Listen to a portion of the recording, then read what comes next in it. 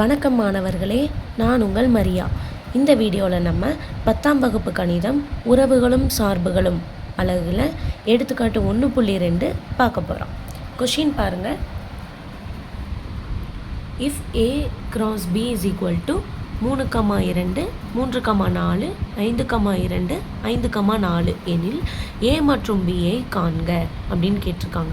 போன கொஷின் நம்ம எப்படி பார்த்துருந்தோம்? A B கொடுத்துட்டு A cross B கேட்டிருந்தாங்க. இப்போது A cross B கொடுத்துட்டு A and B கேட்டிருக்காங்க. அப்போது இதிலருந்தே நமக்கு தெரிஞ்சிடும். அங்கே A cross Bன்றது கொஷின் கொடுத்த உடனே ஏல ஃபஸ்ட்டு இருக்கிற எலமெண்ட்டை தான் நம்ம ஃபஸ்ட்டு எழுதணும், செகண்ட் இருக்க எலமெண்ட்டை செகண்ட் எழுதணும்.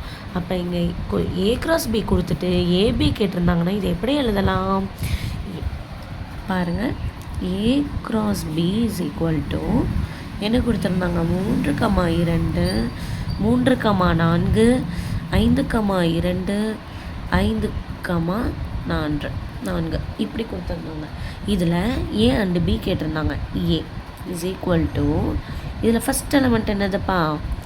3 5 2 டைம்ஸ் இருக்கா? நம்ம 2 டைம்ஸ் எழுத வேண்டிய அவசியம் இல்லை. 3 5 அவ்வளோதான். A முடிஞ்சு, சிம்பிளாக இருக்கா?